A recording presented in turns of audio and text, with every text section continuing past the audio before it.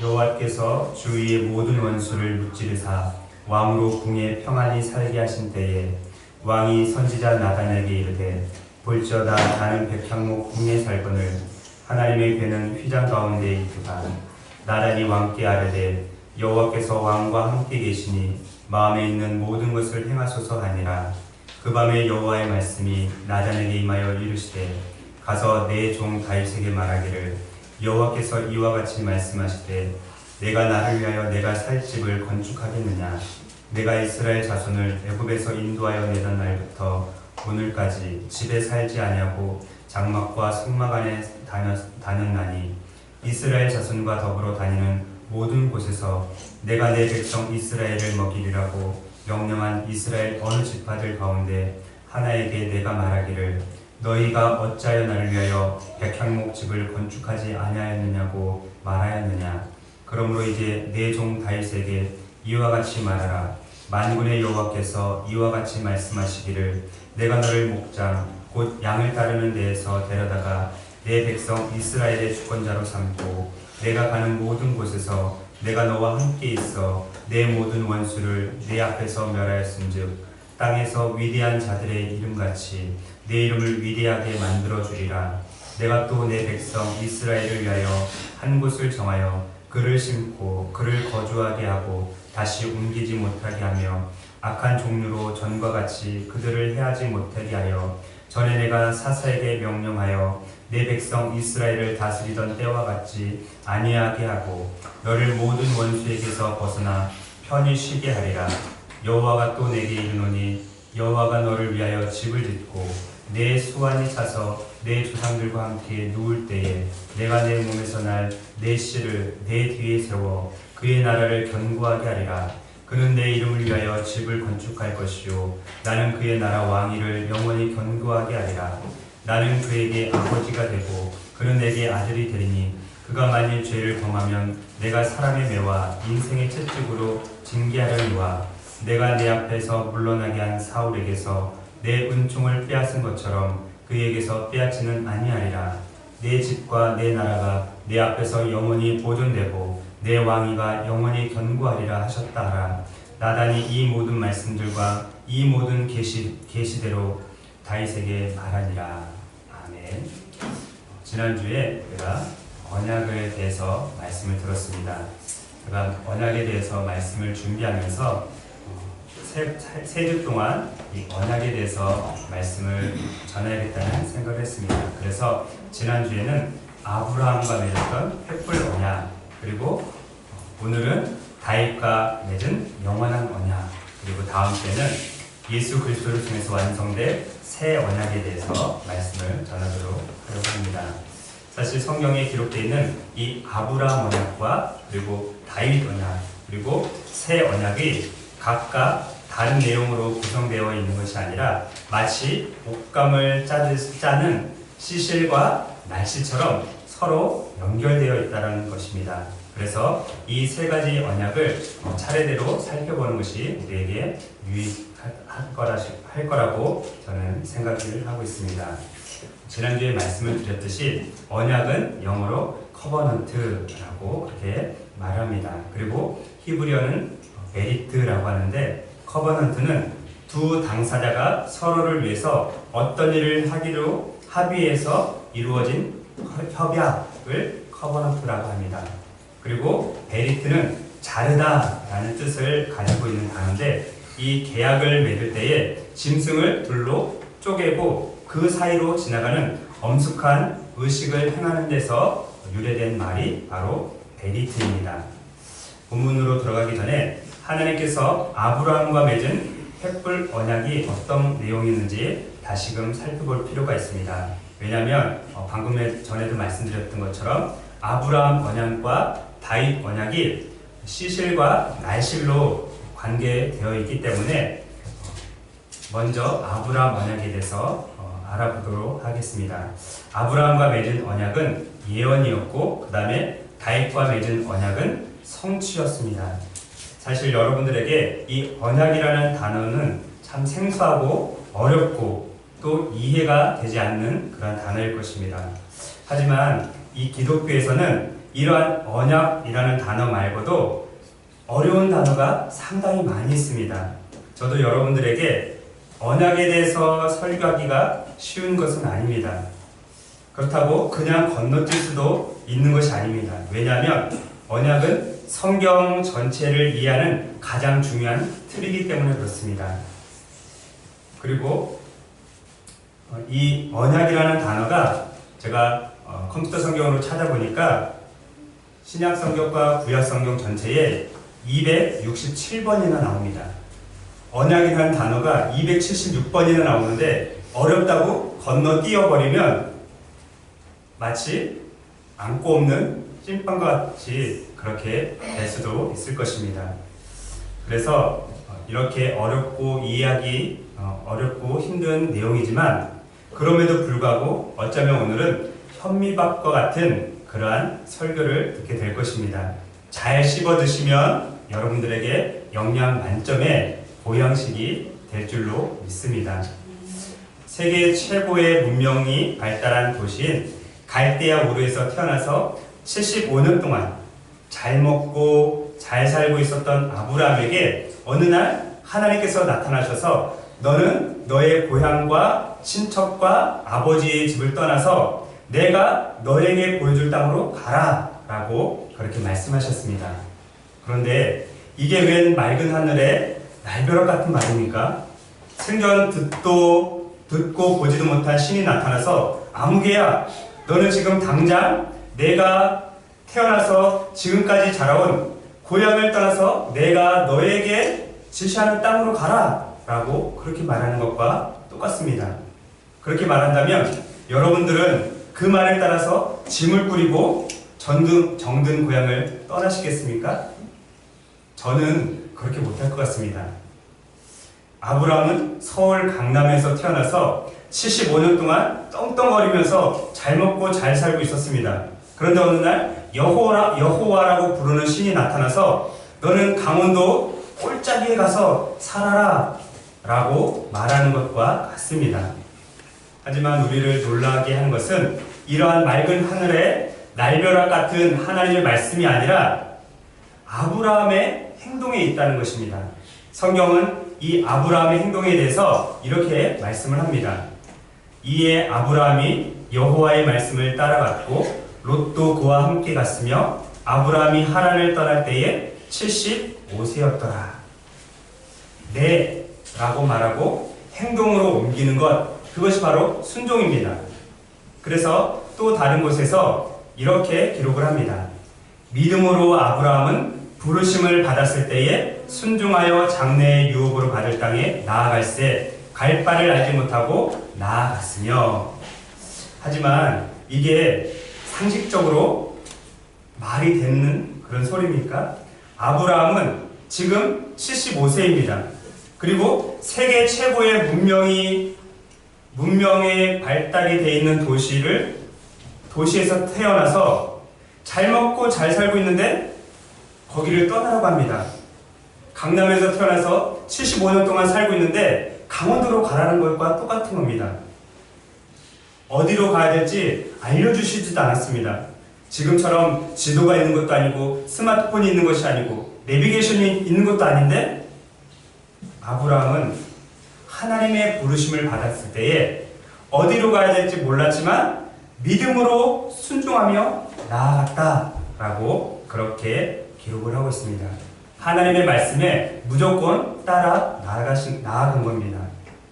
아브라함이 고향과 아버지의 집을 떠날 때 하나님께서 이렇게 말씀하셨습니다.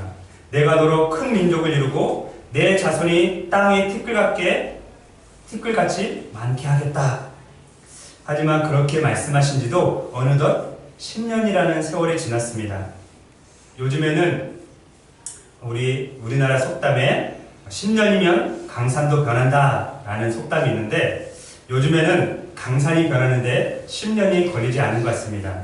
제가 보기에는 한 3년에서 5년 정도 걸리는 것 같고, 그렇다면 10년이면 강산의 2번 정도 변하는 그러한 기간인 것입니다.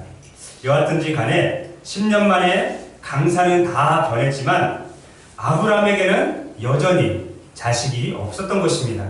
그래서 하는 수 없이 자신의 종들 중에서 가장 신뢰할 만한 한 사람을 선택을 했는데 그 사람이 바로 엘리에셀입니다. 그래서 그 엘리에셀을 상속자로 삼으려고 마음을 먹고 있었습니다. 그런데 어느 날 하나님께서 10년 만에 나타나셔서는 그 사람이 내 상속자가 아니고 네 몸에서 태어날 그 자가 내 상속자다 라고 그렇게 말씀을 하셨습니다.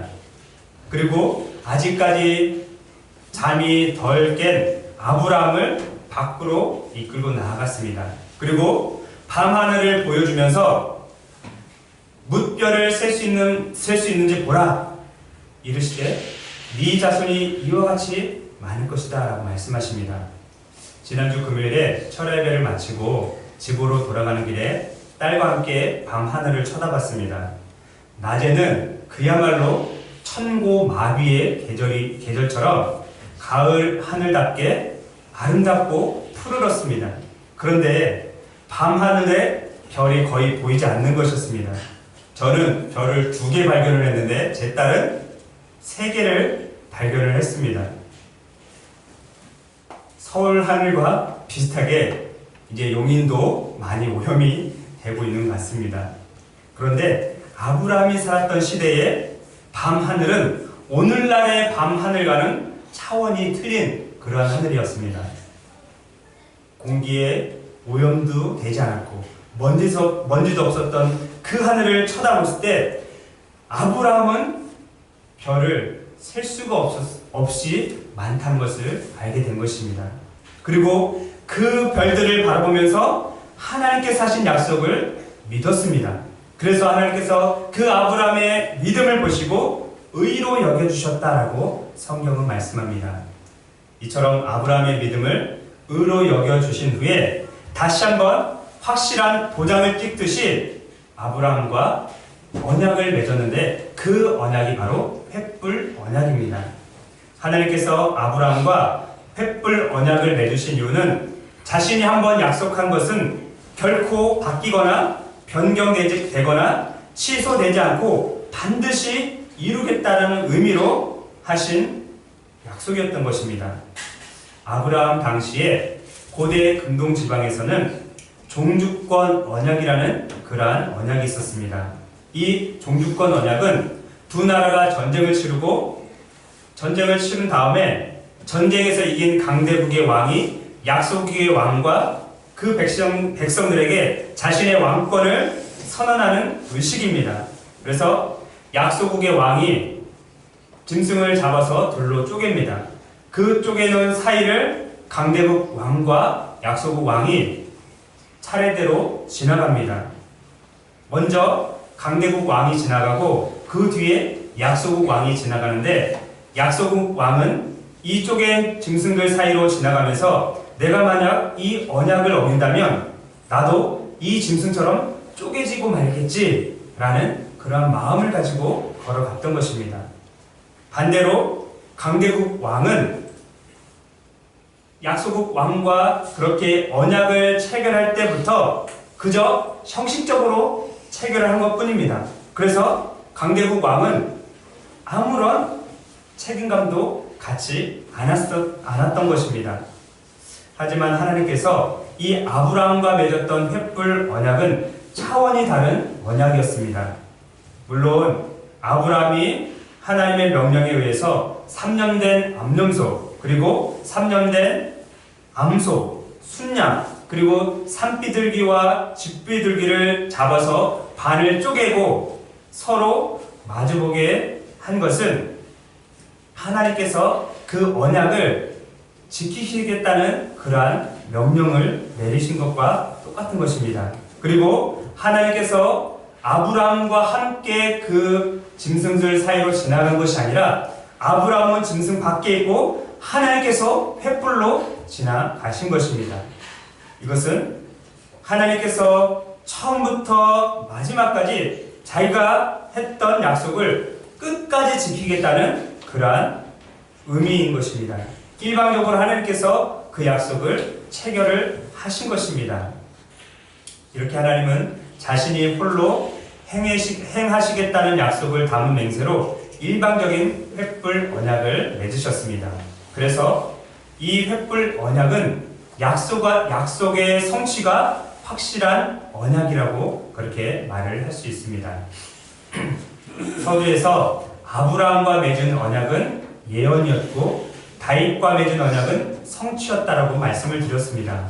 지금까지는 예언과도 같은 아브라함의 언약에 대해서 말씀을 드렸습니다. 이제는 성취와도 같은 다윗의 언약에 대해서 말씀을 드리겠습니다. 한국의 한 신학자가 이렇게 말을 했습니다. 하나님께서 다윗과 언약을 맺으시는 이 사건은 다윗 이야기의 클라이막스다. 클라이막스가 뭔지 알아요? 끝은 아니고 어떤 영화나 연극을 볼 때 가장 재밌는 부분, 이런 부분들을 클라이막스라고 하는데 다윗과 언약을 맺으시는 이 부분이 바로 다윗 이야기의 클라이막스다라고 말합니다. 미국의 찰스 스윈돌이라는 유명한 목사님이 계시는데 그 목사님께서 다윗 뜨거운 가슴과 한결같은 마음을 가진 사람이라는 책을 썼습니다. 그 책에 이렇게 기록을 합니다. 용사로서 매우 용감한 전사로서 다윗은 자주 전쟁에 참여하거나 혹은 스트레스를 받는 어떤 일들에 관여되었다. 그러나 그의 삶에도 고요하고 평안한 막간과 같은 시간이 있었다. 내가 생각하기에 이 상황이 바로 이 시기에 다윗 왕의 상황이다. 모든 것이 조용하고 평화로운 아주 평온한 기간이었다. 라고 그렇게 말을 했습니다. 그래서 이제 본문 7장 1절에 이렇게 시작합니다. 우리 같이 한번 읽어보도록 하겠습니다. 시작. 여호와께서 주위의 모든 원수를 무찌르사 왕으로 궁에 평안히 살게 하신 때에. 물론 다윗은 죽을 때까지 계속해서 평안한 것은 아니었습니다. 그래서 저는 다윗의 인생을 한마디로 피비린내 나는 인생이다 라고 그렇게 말하고 싶습니다. 얼마 후에 또다시 블레셋과의 전쟁을 치르게 되고 또 암몬과의 전쟁을 치르게 됩니다. 하지만 현재 상황은 고요하고 평안한 막간과 같은 그러한 시간이었습니다. 그래서 그는 이 고요한 시간을 즐기고 생각하기 위해서 하나님의 말씀을 묵상하다가 갑자기 한 생각이 떠올랐습니다. 그것은 이것이었습니다. 나는 이렇게 좋은 궁에서 평안하게 그리고 안전하게 살고 있는데 우리 하나님의 개는 장막에 있구나 라고 그렇게 생각을 하게 된 것입니다. 그래서 자신의 절친이자 선지자였던 나단을 자신의 궁으로 불러들였습니다. 그리고 이렇게 말을 합니다. 다윗이 나단 선지자에게 한 말을 들어보시기 바랍니다. 2절입니다. 왕이 선지자 나단에게 이르되 볼지어다 나는 백향목 궁에 살거늘 하나님의 괴는 휘장 가운데 있도다. 다윗이 이렇게 말한 것은 블레셋 군대에게 빼앗겼던 하나님의 법궤가 우열곡절 속에 다시 이스라엘로 돌아오게 되었습니다. 그리고 그 법궤를 다윗성에 안착시켜 놓은 상태이기 때문에 다윗이 하나님을 위해서 성전을 건축해 드리고 싶은 마음이 들었던 것입니다. 당시 고대 근동의 문화적인 상황에서 왕이 신전을 건축하는 것은 왕의 특권이고 명예였습니다. 하지만 다윗은 그러한 악한 동기로 하나님의 성전을 지어드리고 싶은 것이 아니라 그는 어떠한 야망이나 이기적인 마음을 품고 한 것이 아니라 오직 하나님의 이름을 높여드리기 위해서 하나님의 성전을 건축하기를 원했던 것입니다. 이러한 다윗의 진심 어린 마음을 아셨던 하나님께서 다른 곳에서 이렇게 말씀하십니다. 내가 내 이름을 위하여 성전을 건축할 마음이 있으니 이 마음이 내게 있는 것이 좋도다. 하나님께서 그 마음, 네 마음이 너한테 있는 것이 좋다라고 말씀하셨습니다. 나단 선지자 역시 다윗이 하나님의 성전을 지어드리겠다는 이 말을 듣고 너무나 좋게 여겼습니다. 그리고 여호와께서 왕과 함께 계시니 마음에 있는 그대로 행하십시오 라고 말을 하고 집으로 돌아갔습니다. 그런데 하루가 지나기도 전에 나단 선지자가 잠을 자려고 누웠는데 하나님께서 나단 선지자에게 말씀하십니다. 우리 4절과 5절을 보시기 바랍니다. 같이 한번 읽겠습니다. 4절 5절 시작. 그 밤에 여호와의 말씀이 나단에게 임하여 이르시되 가서 내 종 다윗에게 말하기를 여호와께서 이와 같이 말씀하시되 내가 나를 위하여 내가 살 집을 건축하겠느냐. 본문에서 하나님께서 다윗아 네가 정말 나를 위해서 내가 살 수 있는 집을 건축할 수 있겠니? 라고 아주 부드럽게 말하는 것처럼 들립니다. 그런데 같은 내용을 기록하고 있는 역대상 17장 3절과 4절에는 이렇게 말씀합니다. 잘 들어보시기 바랍니다. 그 밤에 하나님의 말씀이 나단에게 임하여 이르시되 가서 내 종 다윗에게 말하기를 여호와의 말씀이 너는 내가 거할 집을 건축하지 말라. 그리고 역대상 22장 8절에는 좀 더 구체적으로 이렇게 말씀을 하셨습니다. 다윗이 하나님의 성전을 건축할 수 없는 이유에 대해서 이렇게 말씀하신 것입니다. 잘 들어보시기 바랍니다. 여호와의 말씀이 내게 임하여 이르시되 너는 피를 심히 많이 흘렸고 크게 전쟁하였느니라. 내가 내 앞에서 땅에 피를 많이 흘렸은즉 내 이름을 위하여 성전을 건축하지 못하리라. 하나님께서 다윗에게 너는 내가 거할 집을 건축하지 말라라고 단호하게 거절하신 이유는 무엇 때문이라고요? 전쟁을 많이 했고 피를 많이 흘렸기 때문에 하나님의 성전을 건축할 수 없다라고 그렇게 말씀하신 것입니다. 한마디로 말하면 절대 안 돼! 라는 것입니다. 만약 제가 다윗이었고 이런 말을 들었다면 하나님, 다른 나라 왕들은 전쟁에서 승리해도 자기가 섬기는 신들을 위해서 신전을 짓고 그렇게 경배하는데 저는 순수하게 오직 하나님의 이름만 높여드리기 위해서 성전을 지어드리려고 한 것뿐인데 왜 안 된다고 하시는 겁니까? 라고 하면서 식음을 전폐하고 머리를 쌓아매고 몇 날 며칠을 누워 있었을 것입니다.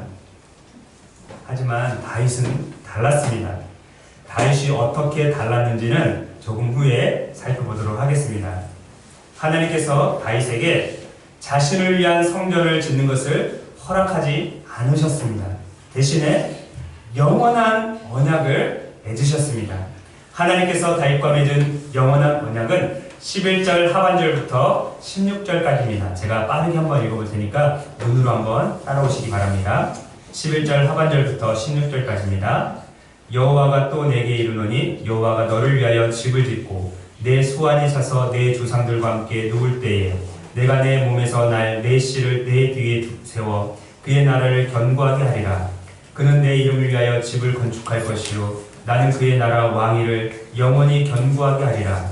나는 그에게 아버지가 되고 그는 내게 아들이 되리니 그가 만일 죄를 범하면 내가 사람의 매와 인생의 채찍으로 징계하려니와 내가 내 앞에서 물러나게 한 사울에게서 내 은총을 빼앗은 것처럼 그에게서 빼앗지는 아니하리라. 내 집과 내 나라가 내 앞에서 영원히 보존되고 내 왕위가 영원히 견고하리라 하셨다 하라. 이 11절에서 16절을 아무리 눈 씻고 찾아봐도 언약이라는 단어를 우리는 찾을 수가 없습니다.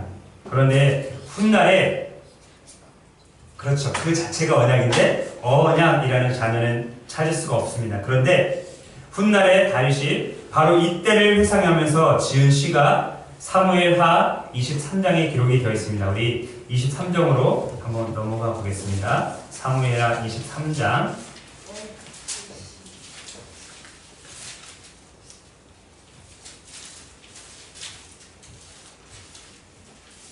사무엘하 23장 1절부터 7절까지가 이때를 회상하면서 다윗이 지은 시입니다. 다 읽진 않고 5절 말씀만 우리 같이 한번 읽어보겠습니다. 사무엘하 23장 5절입니다.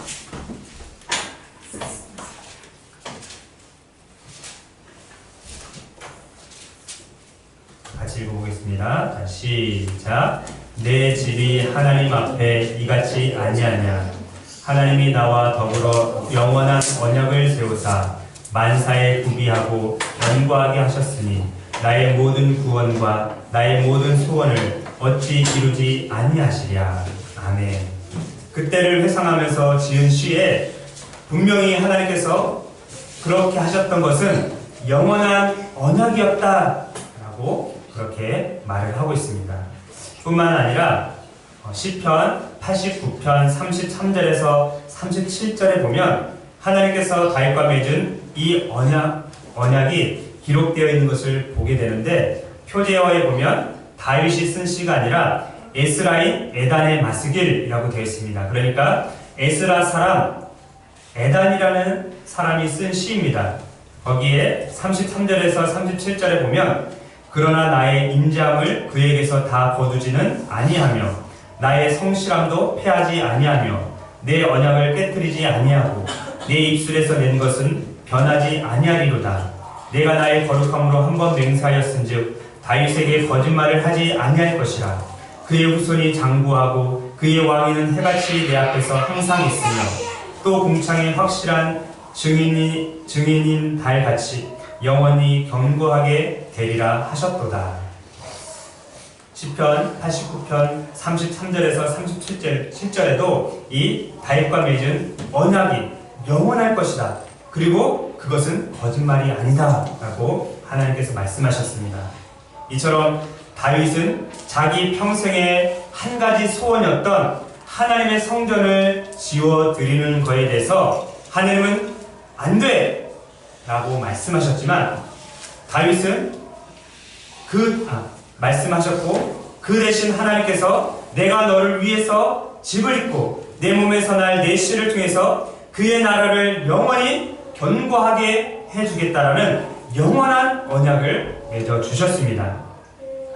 그래서 저는 앞에서 순수하게 오직 하나님의 이름만을 높여드리기 위해서 성전을 지어드리려고 한 것뿐입니다 라고 했을 때 너는 절대 안 돼 라고 하면 한숨과 좌절로 머리를 싸매고 몇 날 며칠을 누워있을 것이라고 말을 했습니다. 하지만 다윗은 그 말을 들은 후에 곧바로 하나님 앞에 들어가 앉아서 하나님께 기도를 합니다. 그 기도의 내용이 18절부터 29절까지고 그것이 바로 저와 다른 모습입니다. 다시 사무엘하 7장으로 다시 돌아가 보겠습니다. 사무엘하 7장 18절부터 29절까지가 다윗이 너는 안 돼! 라고 했을 때 하나님 앞에 올려드린 기도인데 18절만 제가 읽어보겠습니다. 다윗 왕이 여호와 앞에 들어가 앉아서 이르되 주 여호와여 나는 누구오며 내 집은 무엇이기에 나를 여기까지 이르게 하셨나이까. 다윗은 하나님의 그러한 말씀에도 불구하고 하나님의 영원한 언약을 기억하면서 하나님 앞에 기도를 올려드린 것입니다. 그리고 이제 마지막으로 왜 아브라함과 맺은 언약은 예언이었고 그리고 다윗과 맺은 언약은 성취였는지에 대해서 말씀을 드리고 마치겠습니다. 첫 번째는 이름에 관한 것입니다. 창세기 12장 2절에 보면 하나님께서 아브라함에게 내 이름을 창대하게 하리라 라고 말씀을 하셨습니다. 그런데 사무엘하 7장 9절에 보시면 사무엘하 7장 9절에 내가 가는 모든 곳에서 내가 너와 함께 있어 내 모든 원수를 내 앞에서 멸하였은즉 땅에서 위대한 자들의 이름같이 내 이름을 위대하게 만들어 주리라. 아브라함에게 하셨던 말씀과 똑같죠? 또 두 번째는 땅에 관한 것입니다. 하나님께서 아브라함에게 내가 이 땅을 애굽 강에서부터 그 큰 강 유브라데까지 내 자손에게 줄 것이다 라고 말씀을 하셨는데 하나님께서 다윗에게도 똑같은 말씀을 하십니다. 7장 10절을 또 보시기 바랍니다. 내가 또 내 백성 이스라엘을 위하여 한 곳을 정하여 그를 심고 그를 거주하게 하고 다시 옮기지 못하게 하며 악한 종류로 전과 같이 그들을 타지 못하게 하여. 상반절에 보면 내가 또 내 백성 이스라엘을 위하여 한 곳을 정하여 그를 심고 거기에 거주하겠다. 땅을 주겠다고 약속을 한 것입니다. 또 세 번째는 자식에 관한 것입니다. 하나님께서 아브라함에게 내 몸에서 날 자가 내 상속자가 될 것이다 라고 말씀을 하셨는데, 다윗에게도 7장 12절에 보면 내 수완이 차서 내 조상들과 함께 누울 때에 내가 내 몸에서 날 내 씨를 내 뒤에 두어 뒤에 세워 그의 나라를 견고하게 하리라 라고 하면서 자손에 대한 약속을 하셨습니다. 이것이 바로 예언으로서의 아브라함의 언약에 대한 다윗의 언약의 성취인 것입니다. 이제 말씀을 맺겠습니다. 이 어렵고 힘들고 지루하고 딱딱한 언약에 대한 말씀을 잘 따라오셨습니다. 이제 말씀을 맺도록 하겠습니다.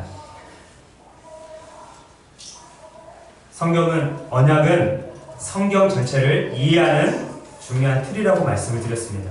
그래서 언약이 아무리 어려워도 언약을 모르면 성경이 이해하는데 우리가 어렵습니다. 그래서 힘들어도 어려워도 딱딱해도 들을 수밖에 없다고 말씀을 드렸습니다. 하나님께서 아브라함에게 예언으로서 세 가지 언약을 맺으셨다고 말씀을 드렸습니다. 그리고 다윗은 그 세 가지 언약을 성취되도록 하나님께서 역사하셨습니다. 그 세 가지 언약은 이름과 땅과 자식입니다. 우리도 마찬가지입니다. 하나님께서 저와 우리 모두에게 영원한 언약을 맺으셨습니다. 그 영원한 언약은 예수님을 통해서 영원한 생명을 얻게 하시는 것입니다.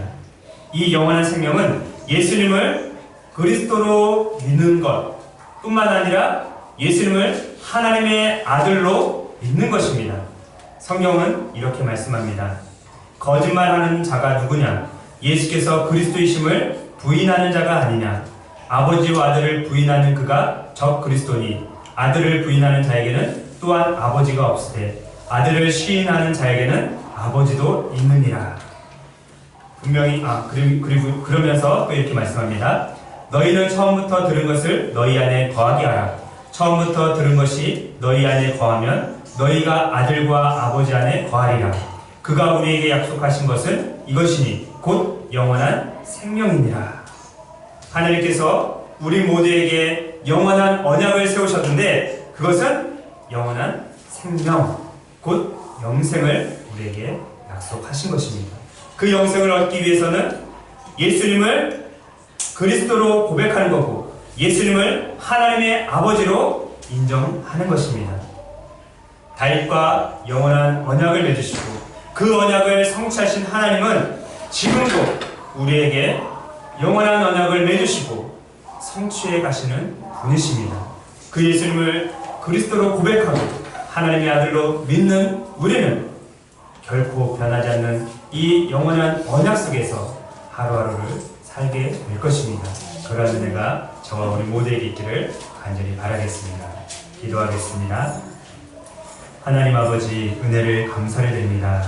오늘은 아브라함, 다윗과 맺은 영원한 언약을 통해서 하나님 말씀을